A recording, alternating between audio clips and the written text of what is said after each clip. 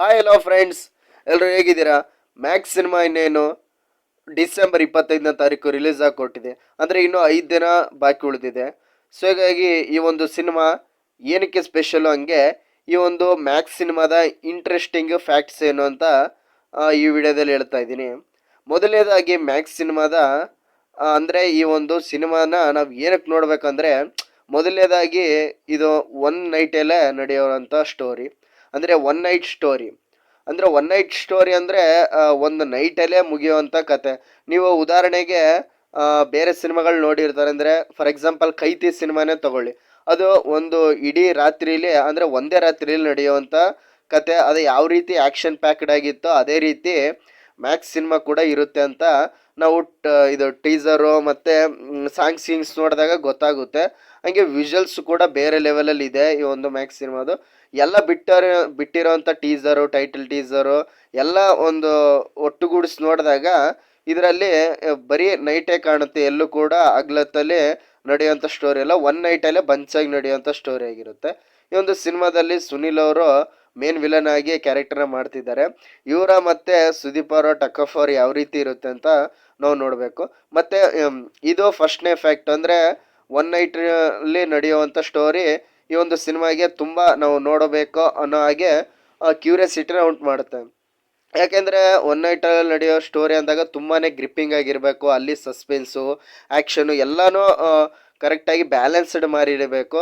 ಹೀಗಾಗಿ ಅದು ಯಾವ ರೀತಿ ಇರುತ್ತೆ ಅಂತ ನಾವು ಸಿನಿಮಾದಲ್ಲೇ ನೋಡಬೇಕಾಗಿರುತ್ತೆ. ಇದು ಫಸ್ಟ್ನೇದಾಯಿತು. ಎರಡನೇದು ನೋ ಹೀರೋಯಿನ್. ಈ ಒಂದು ಸಿನಿಮಾದಲ್ಲಿ ಯಾವುದೇ ಹೀರೋಯಿನ್ನು ಇಲ್ಲ ಅಂತಲೇ ಹೇಳ್ಬೋದು.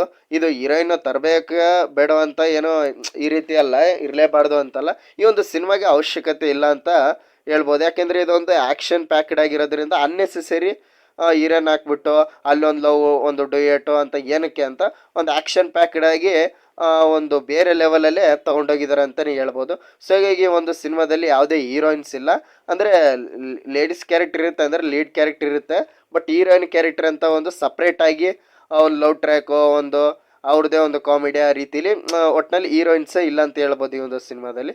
ಇದೊಂದು 100% ಕಾಪ್ ಮೂವಿ ಅಂತಲೇ ಹೇಳ್ಬೋದು. ಆಫ್ಟರ್ ವೀರಮದಕರಿ ಮತ್ತು ಕೆಂಪೇಗೌಡನ ನಂತರ ಸುದೀಪ್ ಅವರು ಈ ಒಂದು ಕಾಪ್ ಸ್ಟೋರಿನ ಮಾಡ್ತಿದ್ದಾರೆ. ಅಂದರೆ ಪೊಲೀಸ್ ಪಾತ್ರದಲ್ಲಿ ಈ ಎಲ್ಲ ಸಿನಿಮಾಗಳ ನಂತರ ಕಾಣಿಸ್ಕೊಳ್ತಿದ್ದಾರೆ. ಅಭಿಮಾನಿಗಳಿಗಂತೂ ಏನು ಹೇಳೋದೇ ಬೇಡ, ಇವರ ಒಂದು ಸ್ಕ್ರೀನ್ ಪ್ರೆಸೆನ್ಸ್ ನೋಡೋದೇ ಹಬ್ಬ ಅಂತ ಹೇಳ್ಬೋದು. ಈ ಒಂದು ಮೊನ್ನೆ ಬಿಟ್ಟಿರೋವಂಥ ಟೀಸರಲ್ಲೂ ನೋಡಿದ್ರೂ ಕೂಡ ಗೊತ್ತಾಗುತ್ತೆ. ಒಂದೇ ನೈಟಲ್ಲಿ ನಡೆಯುವಂಥ ಸ್ಟೋರಿ ಪ್ಲಸ್ ಒಂದು ವಾರ್ನಿಂಗ್ ಕೊಡೋವಂಥ ಡೈಲಾಗ್ ಇದೆಯಲ್ಲ ಸುದೀಪ್ ಅವರು, ಅದನ್ನು ನೋಡಿದ ತಕ್ಷಣವೇ ಇದು ಮತ್ತೆ ಕೆಂಪೇಗೌಡ ರೀತಿಲೇ ಆ ಒಂದು ಮ್ಯಾನರಿಸಮ್ನ ಮೇಂಟೈನ್ ಮಾಡಿದ್ದಾರೆ ಸುದೀಪ್ ಅವರು. ಇಲ್ಲ ಆ ಒಂದು ಡೈಲಾಗ್ ಡೆಲಿವರ್ ಆಗಿರ್ಬೋದು, ಆ ಅಗ್ರೆಸಿವ್ನೆಸ್ ಎಲ್ಲ ಕೂಡ ಇದರಲ್ಲೇ ಕ್ಯಾರಿ ಆಗಿದೆ ಅಂತಲೇ ಹೇಳ್ಬೋದು. ಸೊ ಹೀಗಾಗಿ ಈ ಒಂದು ಸಿನಿಮಾನ ತುಂಬ ಎಫೆಕ್ಟಿವ್ ಆಗಿ ಕನ್ನಡ ಇಂಡಸ್ಟ್ರಿಗೆ ಬೇಕಾಗಿರೋಂಥ ಸಿನಿಮಾ ಅಂತಲೇ ಹೇಳ್ಬೋದು. ಯಾಕೆಂದರೆ ಎಲ್ಲರೂ ಕೂಡ ಬದಲಾಗ್ತಿದ್ದಾರೆ, ಹಾಗೆ ಕನ್ನಡದಲ್ಲೂ ಕೂಡ ಇದು ಈ ರೀತಿ ಒಂದು ಜಾನರ ಸೆಟ್ ಮಾಡೋವಂಥ ಸಿನಿಮಾ. ಹಾಗೆ ಒಳ್ಳೆ ಆ್ಯಕ್ಷನ್ಸ್ ಕೂಡ ಈ ಒಂದು ಸಿನಿಮಾದಲ್ಲಿ ಇರುತ್ತೆ ಅಂತ ಕೇಳ್ಮಟ್ಟಿದೆ. ಮತ್ತು ಈಗ ನೀವು ನೋಡಿದಾಗ ಈ ಒಂದು ಸೀನಲ್ಲಿ ಬೇರೆ ಲೆವೆಲಲ್ಲಿ ಆ್ಯಕ್ಷನ್ ಸೀನ್ಸ್ ಇದೆ ಅಂತಲೇ ಹೇಳ್ಬೋದು. ಸುದೀಪ್ ಅವರ ಒಂದು ಮಾಸ್ ಲುಕ್ಕು ಮಸ್ತಾಗಿದೆ ಅಂತಲೇ ಹೇಳ್ಬೋದು. ಸೊ ಹೀಗಾಗಿ ಎಲ್ಲನೂ ಅಟ್ಯಾಚ್ ಆಗಿ, ಮತ್ತು ಅಜನೀಶ್ ಅವರ ಒಂದು BGM ವರ್ಕ್ಸು, ಸಾಂಗ್ಸು ಕೂಡ ತುಂಬ ಚೆನ್ನಾಗಿದೆ. ಹಂಗೆ ಕೆಲವೊಂದು ಸಾಂಗ್ಸು ಒಂದೆರಡು ಹಿಟ್ಟಾಗಿದೆ ಬಿಟ್ಟಿರೋವಂಥ ಸಾಂಗ್ಗಳು.